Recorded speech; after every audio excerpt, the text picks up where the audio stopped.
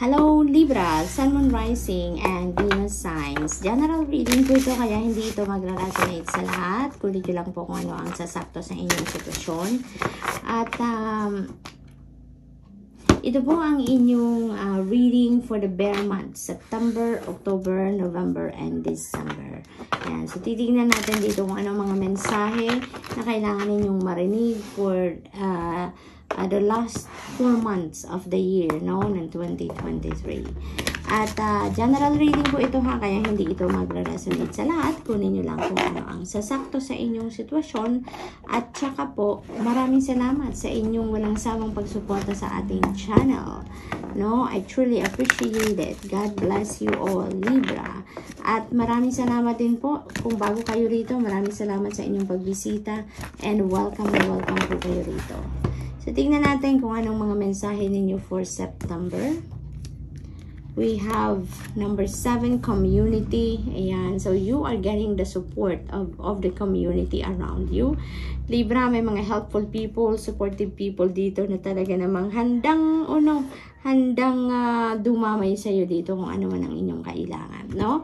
Maaring ano yan, mga kaibigan ninyo, maaring community, mga kapitbahay ninyo, maaring ganon, or mga katrabaho, maari din ganon. So we have number 15, temptation. Ayan, so maraming mga temptation din dito ang maaring dumating sa inyo dito that will test you, no?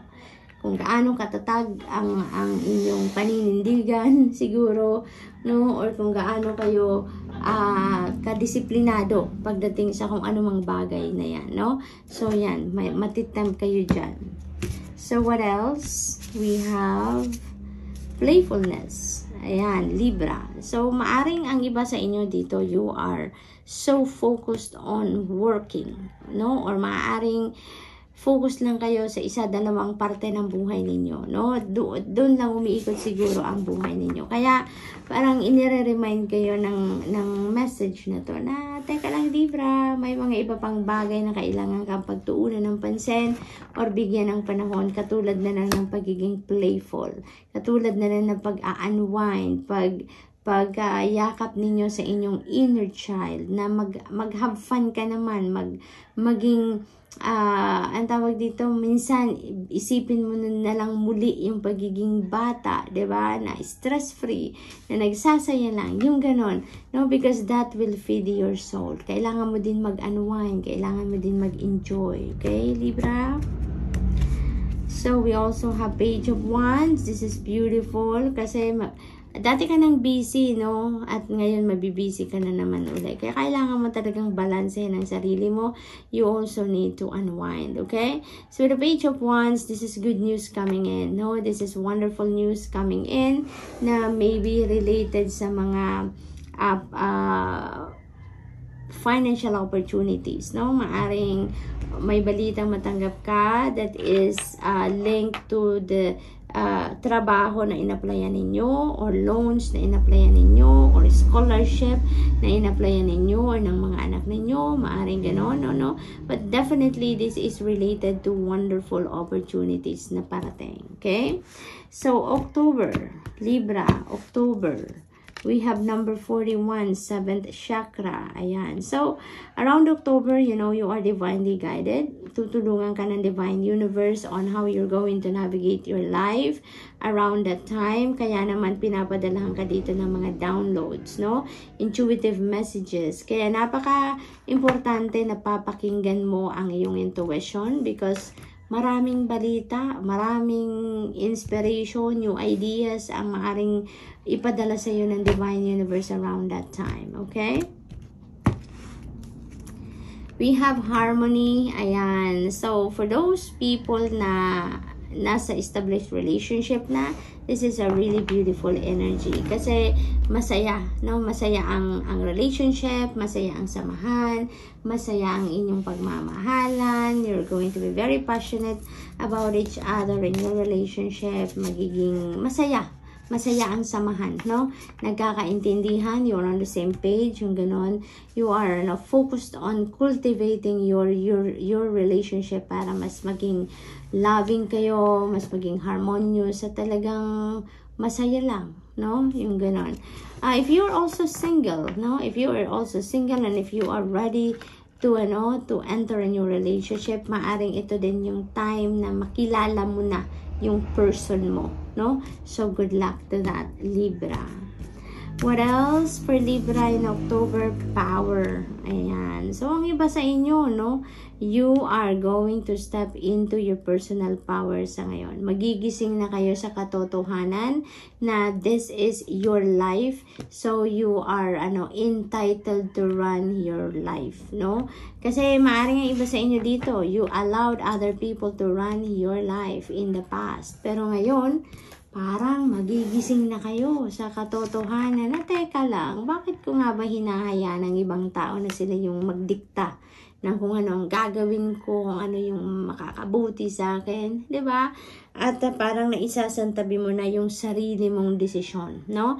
Ngayon, maglalakas ng loob ka na, Libra, no? To make a decision for yourself. No, ikaw na ngayon ang magdidesisyon para sa sarili mo, para ngayon maglalakas loob ka na ngayon na kunin na ang personal power mo from other people. So that is really beautiful. Tagumpay mo yan, Libra. We have Ace of Pentacles, beautiful energy, beautiful. Around October, may mga financial opportunities talaga na parating sa inyo dito, Libra, that is going to change the course of your life, lalong-lalo na pagdating sa finances, no? May mga financial opportunities na dadating. It may come from different sources, no? At ito yung magbabago ng iyong financial landscape, Libra, no? Kaya it's extremely important for you to listen to your intuition dahil maaaring yung mga gabay na to ng Divine Universe, ideas na pinapadala sa inyo, that is going to guide you, to lead you to where these financial opportunities are, no? Ang Ace of Pentacles energy, maaring yung perang ito or yung opportunity na to ay manggagaling sa iba't ibang tao, 'di ba? Iba't ibang klaseng sitwasyon ang siguro mangyayari dito sa inyo para doon ninyo makita kung ano man ang opportunity na to. This could be inheritance, this could be a windfall, this could be bonus, maaring bagong trabaho to, bagong business opportunity, bagong business venture, yung gano'n ang maaring may offer sa inyo. Basta this is your chance to begin or to start fresh pagdating sa inyong kaperahan, no? Napakaganda nito kasi gift ito from the divine, 'di ba? Padala ito sa iyo ng Divine Universe, yung pagkakataong ito. So this is a huge blessing, okay? Let's move on to November. Ano mga mensahe for November? There is also relocation for some of you, Libra, around October, no? Maaring may mga maglilipat bahay dyan. Maaring na-accumulate ninyo or na-acquire ninyo ang bahay na yan or maaring datisan inheritance, no? Kaya maglilipat kayo dyan. Around November naman, maybe, you are looking for teachers, you are looking to expand your knowledge. Maari din naman na gusto ninyong bumalik sa school, no? Maaring ganun to expand your knowledge, to expand your studies. So, maaring ganun ang sitwasyon ng iba sa inyo dito, Libra. Ang iba sa inyo, you're very curious about something. No? You're curious about something. Kaya, parang naghahanap kayo dito na makakatulong sa inyo, no? Para kayo ay mabigyan ng impormasyon na kailangan ninyo. We have fulfillment of wishes. Beautiful, beautiful. November, ayan. So, may mga wish, no? Hindi lang isang wish, pero maraming wishes. Fulfillment of wishes. So, maraming wishes kayo na maaaring mag-come to fruition dito. Anong mga wini-wish ninyo? Anong mga pangarap ninyo? Anong mga heart's desires ninyo, no? Kung ano ang top of the list dyan, maaaring yan ang ibigay sa inyo, no? This is a time for happiness, Libra. Napakasaya ninyo around November. Kasi makukuha nyo na dito kung ano ang gusto ninyo, no? You will be extremely happy. Parang buhos ang swerte sa inyo dito. Yan ang akin napipick up. We have leadership. Ayan, maaaring ang isang wish ninyo is for you to be a leader, no? Maaring promotion yan, no? Maaring yan ang wini-wish ninyo na sana'y ma-promote na kayo, makuha nyo na yung role or yung posisyon na matagal na ninyong pinapangarap, pinaghirapan, no? Nag-aral na kayo't lahat para makuha nyo yung posisyon na yan. So, maaring ito yung isang wish na mapufulfill, diba? King of Swords, yan. So, maaari talaga na maging, na kayo, leader, magiging supervisor, magiging boss na kayo, no? So, yun ang aking napipick up dyan. So, there is really a promotion dito. Leadership role na makukuha ng iba sa inyo. So, Libra, let's move on to December.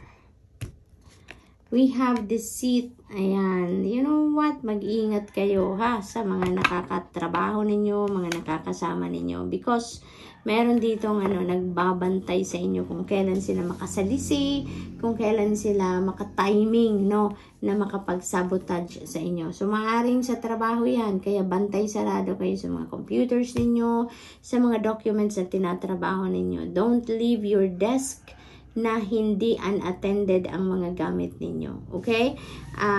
Yung mga computers ninyo, make sure na yung password nila kayo lang ang nakakaalam. And before you sign any paperwork, no?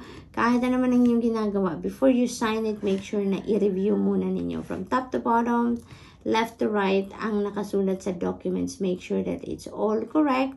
Make sure na na-double check ninyo. Okay? So, tingnan natin kung ano pa ang ganap. We have patience and planning. Ayan. So, planning stage ninyo, Libra, in December. Maring madami kayong endeavor na gusto ninyong simulan next year, early next year. Kaya ngayon pa lang, no? Nagsisimula na kayong magplano, pagplanuhan yan, no? Parang hindi ka dito nagmamadali din. You are not rushing dito. You are taking all the patience that you need dito sa pagpaplanong ito. Maaring may mga kakulab ka dito sa pagpaplanong ito. Kaya talagang nagiging pasensyoso at pasensyosa sa paghihintay din ng mga input ng ibang katulong mo dito. No? So, yan ang akin napipick up dyan, which is really good. What else? We have stillness. Ayan, kailangan mo magpahinga. You know what? Most of you, no, dito, halos lahat ng signs na nagawa ko, merong some kind of retreat or stillness or yung pagpapahinga, no, na hinihingi around December. So, parang yan, yung parang inihahanda talaga din kayo ng Divine Universe sa pag-welcome ninyo ng bagong taon 2024. Dapat rested ang lahat, dapat nasa sentro ang lahat. Alam mo yun, may balanse ang mga buhay ng bawat isa, so that as you enter the 2024, yung parang you are on the center.